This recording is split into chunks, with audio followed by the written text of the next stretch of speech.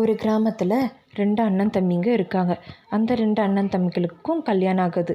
பெரிய மருமக, சின்ன மருமகன்னு இருக்காங்க. அதுக்கு பெரிய மருமக, எனக்கு கிச்சனில் கொஞ்சம் வேலை இருக்குது, ஹெல்ப் பண்ணுறியா? நீ நானும் சேர்ந்தே சமைக்கலாம் அப்படின்னு கேட்குறா. உடனே அதுக்கு சின்ன மருமக, என்னாலலாம் சமைக்க முடியாது, எனக்கு எந்த வேலையும் தெரியாது, நான் சமைக்கவும் மாட்டேன் அப்படின்னு சொல்கிறா. பெரிய மருமக எல்லா வேலையும் பண்ணிவிட்டு ரொம்பவே கஷ்டமாக இருக்குன்னு சொல்லிகிட்டு இருக்கா. நானே எவ்வளோ நேரம்தான் எல்லா வேலையும் செய்கிறது, எல்லா வேலையும் செஞ்சு கை கால்லாம் வலிக்குது, எனக்கு யாருமே ஒரு ஹெல்ப்புன்றது பண்ணவே மாட்டேன்றாங்க, ரொம்பவே கஷ்டமாக இருக்குது அப்படின்னு சொல்கிறா.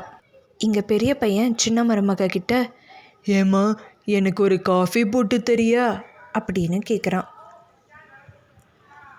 உடனே அதுக்கு சின்ன மருமக, என்னாலலாம் போட்டு தர முடியாது, எனக்கு போடவும் தெரியாது அப்படின்னு சொல்கிறா. உடனே பெரிய பையன் சின்ன பையன் கிட்ட, ஏண்டா உன் பொண்டாட்டிக்கிட்ட ஒரு காஃபி தான் கேட்டேன், அவள் போட்டே தரல அப்படின்னு சொல்கிறான். அதுக்கு பெரிய பையன், அவள் எனக்கே போட்டு தர மாட்டா, இதில் எங்கேருந்து உனக்கு போட்டு தருவா அப்படின்னு சொல்கிறான். எனக்கு ரொம்ப பசியாக இருக்குது, ஆர்டர் பண்ணலான்னு பார்த்தா ஆர்டரும் யாருமே எடுக்க மாட்டேன்றாங்க, எனக்கு யாருமே சமைச்சு தரவும் இல்லை, எனக்கு ரொம்ப பசிக்குது அப்படின்னு சொல்கிறா. உடனே பெரிய மருமக, நீ ஏன் கவலைப்படுற, நான் உனக்கு சமைச்சு தரேன், நீ நல்லா சாப்பிடு சரியா அப்படின்னு அவகிட்ட சொல்லிகிட்ருக்கா. இப்போ அவள் நல்லா சாப்பிட்டுட்டா.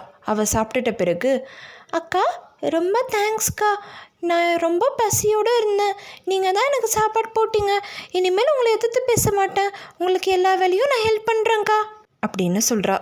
நீ எனக்கு சின்ன சின்ன ஹெல்ப் வரைக்கும் பண்ணால் போதும், மற்றபடி எல்லாமே நானே பார்த்துப்பேன் சரியா அப்படின்னு சொல்கிறாங்க. இப்போ அவங்க குடும்பத்தில் இருக்கவங்க எல்லாருமே சந்தோஷமாக இருக்காங்க.